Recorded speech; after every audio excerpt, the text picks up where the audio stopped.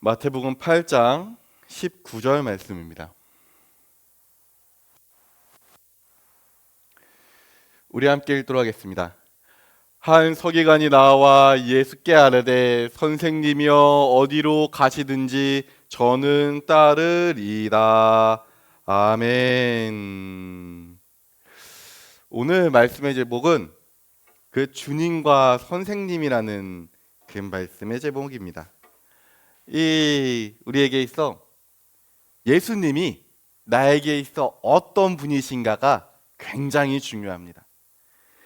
우리가 똑같이 교회를 나와도요, 어떤 사람은 예수님을 나의 주님으로 모시며 사는 분들이 계시고요, 어떤 분들은 예수님을 나의 선생님으로 생각하며 사시는 분도 있습니다. 그래서 이 두 가지의 분류를 우리가 세밀하게 살펴보고 과연 어떤 것이 내가 살아가야 되는 모습인가를 한번 확인해 보시는 그런 시간 가지셨으면 좋겠습니다.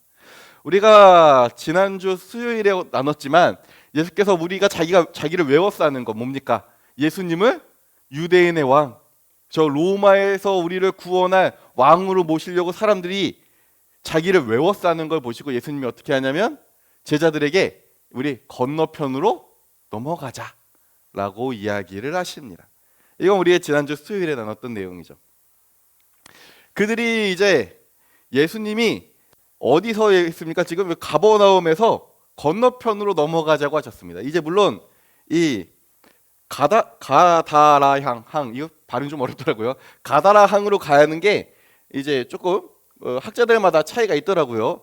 이쪽 완전 반대편이 가다라 항이라고 얘기하는 사람도 있고 여기 거라사 부근이 가다라 항이라는 그런 얘기도 있는데 일단은 오늘 우리 그냥 요 지도로 한번 살펴보도록 하죠.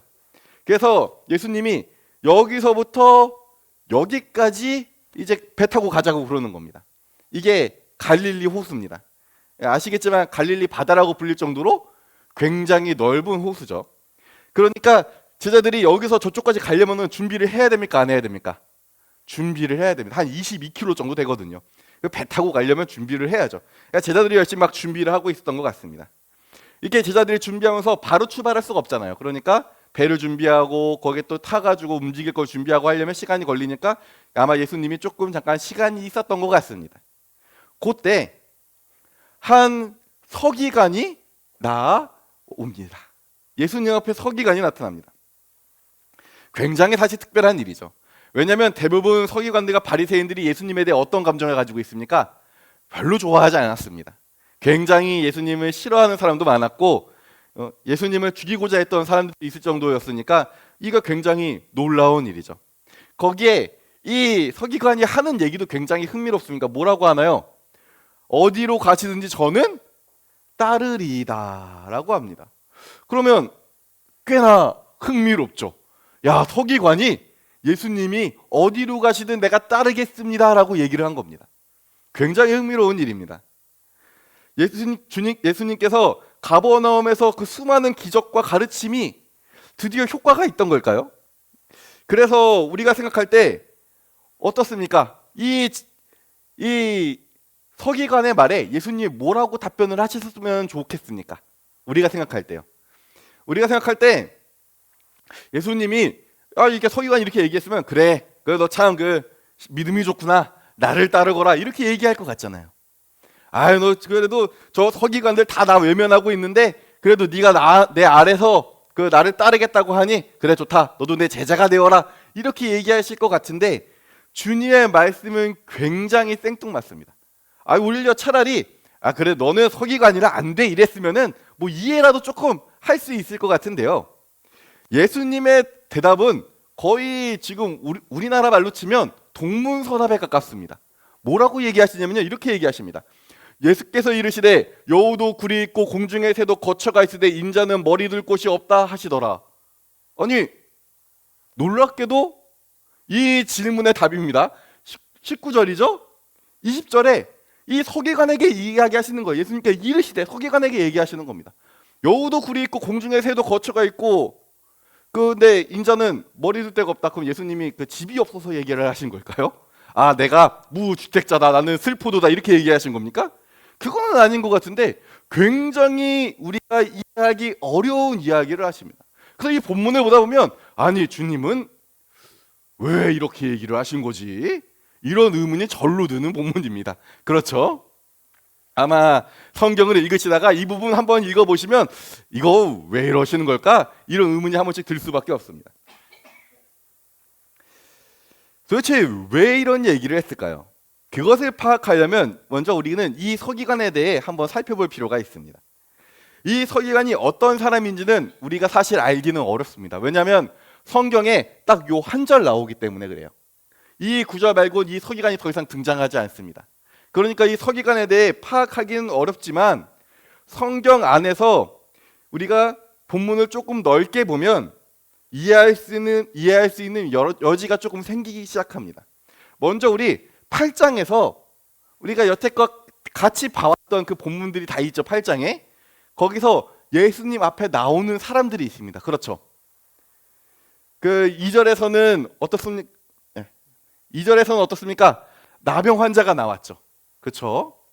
그리고 5절에서는 백부장이 나왔습니다. 19절에서는 오늘 말씀의 주인공인 말씀의 그 등장인물 중 한 사람인 주인공은 예수님이죠. 등장인물 중 한 사람인 서기관이 나왔고요. 그리고 오늘 오후 예배에 나눌 제자 중 한 사람도 예수님 앞에 나옵니다. 이 여러 이 사람들이 총 이 4명의 사람들이 나오기 시작하는데 결과는 놀랍게도 굉장히 갈립니다. 봐보십시오. 나병 환자 어떻게 됐습니까? 치유하심 받았습니다. 백부장, 그 백부장이 소중히 여기는 하인 어떻게 됐습니까? 치유함을 받았습니다. 서기관이요? 예수님 생뚱맞은 얘기를 하십니다. 무슨 말을 하는 거야? 이런 의문이 들고요. 21절에 제자 중 한 사람은 우리가 이것도 아시는 말씀입니다. 뭐냐면은 그 아버지가 지금 돌아가셨으니 제가 상 좀 치르고 오겠습니다라고 얘기했던 겁니다. 그때 예수님이 거절하십니다. 너 그냥 나를 따르라. 그래서 요 두 사람은 되고 요 두 사람은 안 됩니다. 이제 오늘 오후 말씀이 왜 이 사람들이 주님께서 받아들이지 않으셨는지, 이 사람들이 요청하는 것을 주님이 허락하지 않으신 이유를 우리가 한번 살펴볼 건데, 자, 여기서도 또 차이점이 있습니다. 2절, 5절, 21절은 예수님을 뭐라고 부를까요? 예수님을 주여라고 부릅니다. 그렇다면 오늘 이 서기관은 예수님을 뭐라고 불렀을까요? 그쵸? 잘하시네요. 한 서기관이 나와 예수께 아뢰되 선생님이여. 예수님을 보고 뭐라고 얘기해요? 선생님이여 라고 얘기를 합니다. 여기서 우리는 한 가지 힌트를 얻을 수 있습니다. 뭐냐면 이 서기관이 예수님을 어떻게 여기고 있는지를 알 수 있는 겁니다. 자, 만약에 잘 생각해 보십시오. 여기에 있는 그 다른 세 사람들처럼 예수님이 나의 주님이시라면 우리는 어떻게 하겠습니까? 예수님이 나의 주님이시면 우리는 예수님의 명령에 따르는 삶을 살아갈 겁니다. 그렇죠?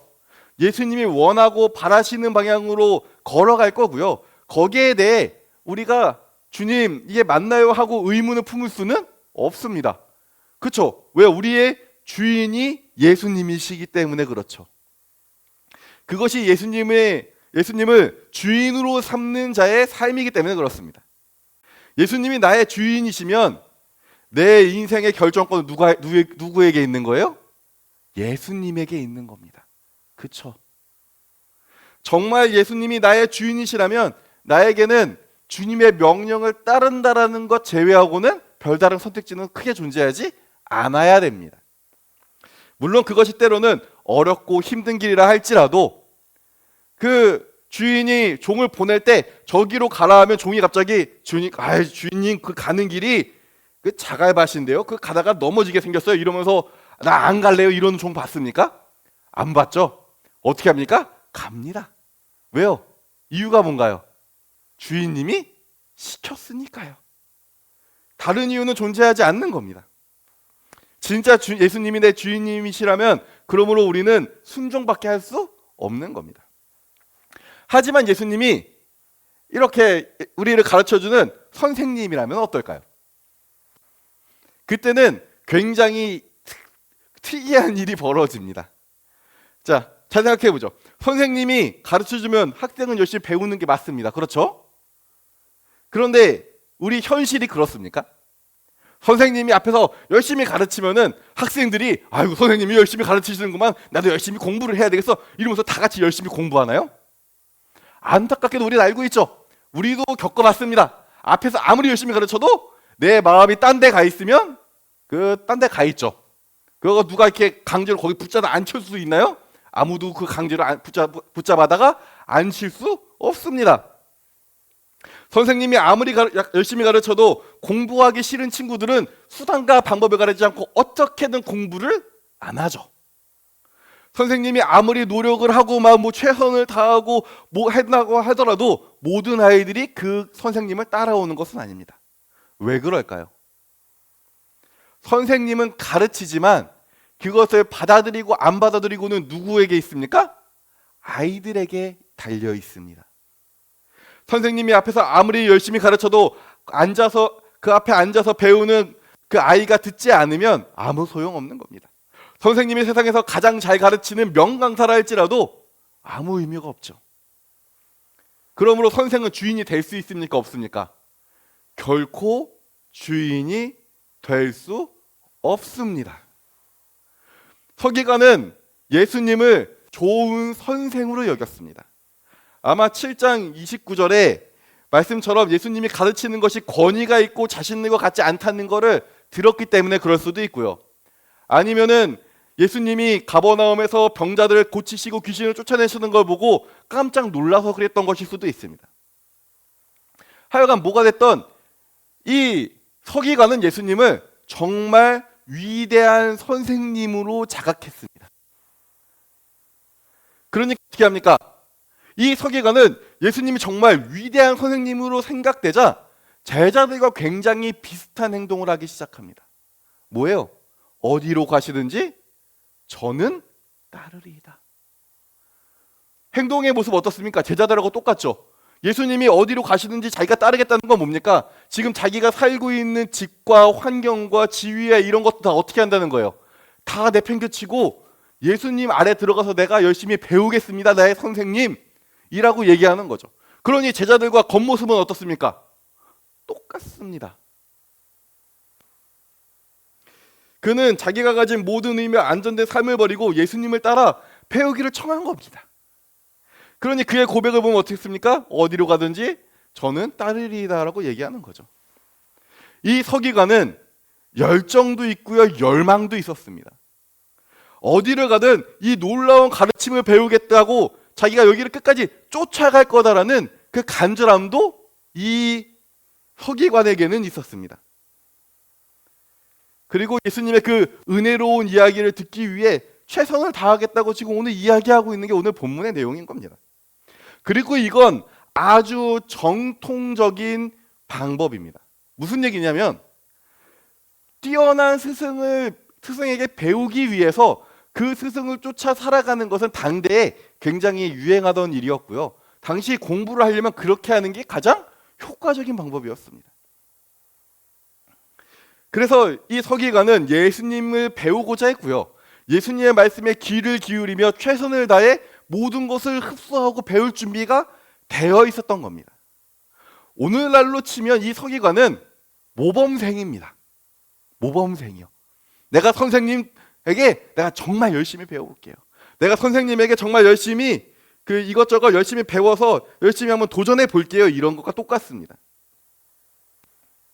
하지만 예수님의 답변은 완전 동문서답으로 이야기를 하십니다.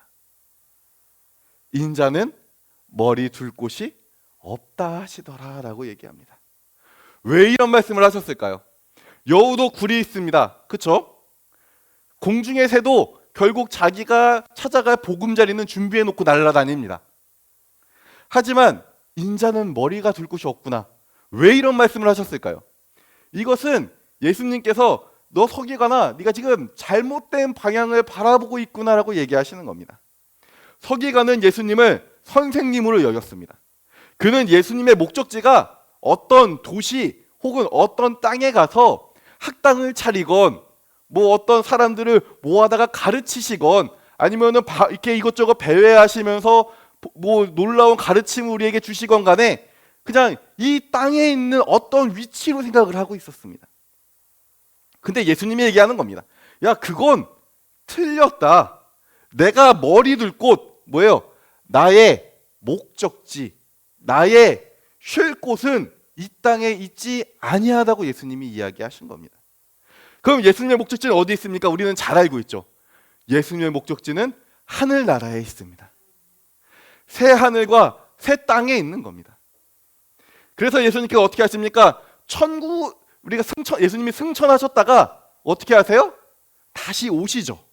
그리고 이 땅을 어떻게 합니까? 새 하늘과 새 땅으로 다시 바꾸십니다.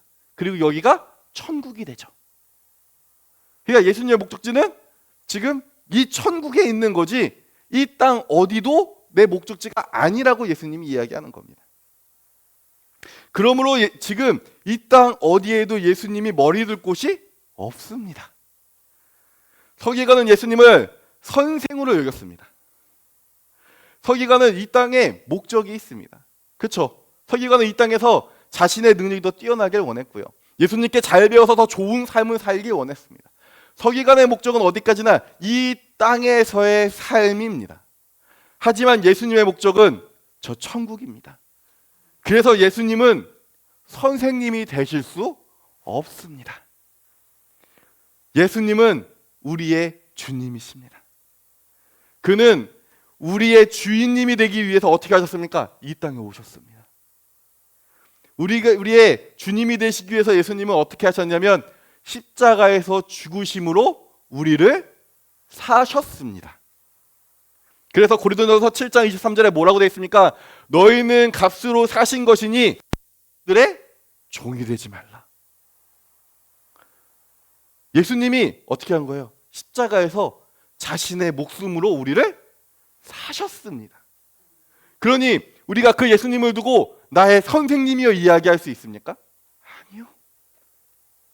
나의 주인이시여, 나의 주시여, 나의 주님이시여라고 우리는 예수님을 그렇게 부를 수밖에 없는 겁니다. 공짜로 예수님께서 우리의 주인이 되신 것이 아닙니다. 예수님은 십자가에서 죽으심으로 죄와 죽음에서 우리를 용서하셨고 대속하셨고 모든 대가를 다 지불하셨고 우리를 영원한 죽음에서 구원해 내신 겁니다. 그러므로 주님의 목적지는 뭐냐면 그 구원한 우리들과 함께 저 천국으로 가는 겁니다. 주님은 우리를 구원하셔서 저 천국 하나님의 나라에 함께하기를 원하십니다. 그러니 오늘 말씀처럼 주님이 자기 머리 둘 곳, 쉴 곳이 존재합니까? 이 땅에? 존재하지 않는 겁니다. 여기는 그냥 여행지에 불과한 겁니다. 우리를 위해 오셔서 우리를 구원하는 그 한 여정에 불과한 겁니다. 그러니 주님이 얘기하시는 겁니다. 내 목적지는 이 땅이 아니다.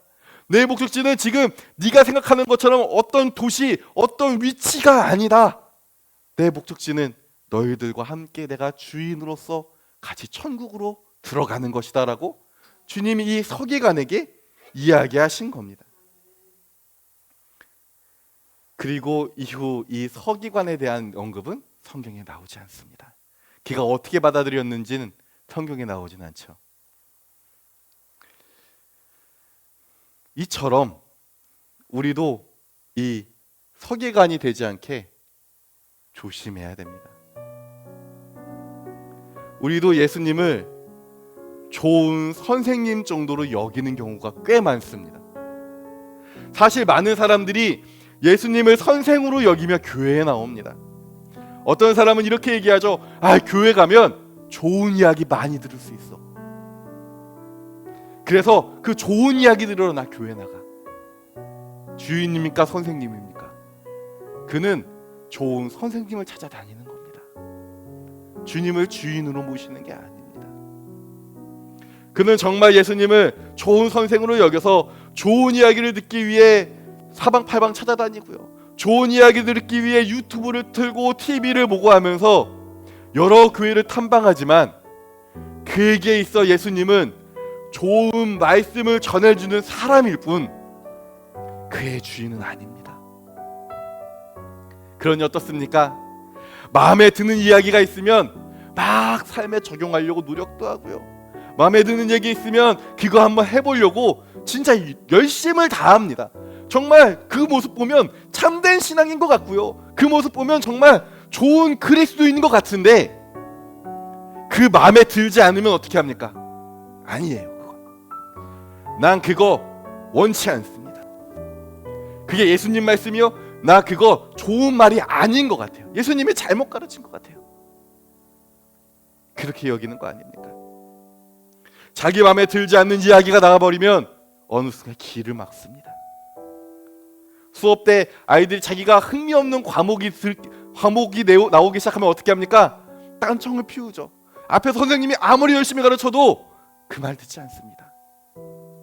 그것처럼 예수님을 주인으로 모시는 것이 아니라 선생님으로 생각하고 있는 사람은 열성을 다할지언정 그의 입맛에 맞지 아니하면 언제든지 그 말씀에 귀를 닫는 사람입니다. 그래서 이게 정말 두려운 거예요. 우리가 예수님을 주님이 아니라 선생님으로 여기는 순간 우리는 이 예배의 자리에 나와서 주님의 말씀을 듣고 우리의 삶을 변화시키는 것이 아니라 나의 입맛대로 주님의 말씀을 듣고 내가 보기 좋은 대로 그 말씀을 나의 삶에 녹입니다. 그러면서 위안을 삼는 거죠. 주님, 내가 이렇게 주님의 말씀 따라 열심히 살았습니다. 근데 주님, 저 말씀이요? 저건 아닌 것 같아요. 저건 내가 거절하겠습니다. 주님, 이 말씀이요? 이건 너무 껄끄러운데요. 그거는 그냥 제가 조용히 무시하고 지나가겠습니다. 이게 주님을 선생으로 여기는 자의 삶의 모습입니다. 만약 예수님이 우리의 주인이시라면 내가 하기 싫고 내가 보기에 그것이 바른 길이 아닌 것 같다 할지라도 우리는 어떻게 해야 됩니까? 순종해야 됩니다. 내 의견은 그렇게 중요하지 않습니다. 주님이 원하시고 바라는 길을 그저 따를 뿐인 겁니다. 왜요? 우리 주님은 악한 주님이 아니시기 때문에 그렇습니다. 우리 주님은 우리를 저 천국으로 이끌기를 원하시는 선한 주인님이시기 때문에 우리가 때로는 그 길이 좁고 가시밭과 같다 할지라도 때로는 그 길을 걷는 도중 나의 목숨을 주님께서 원하신다 할지라도 우리는 그 길을 묵묵히 걷게 되는 겁니다.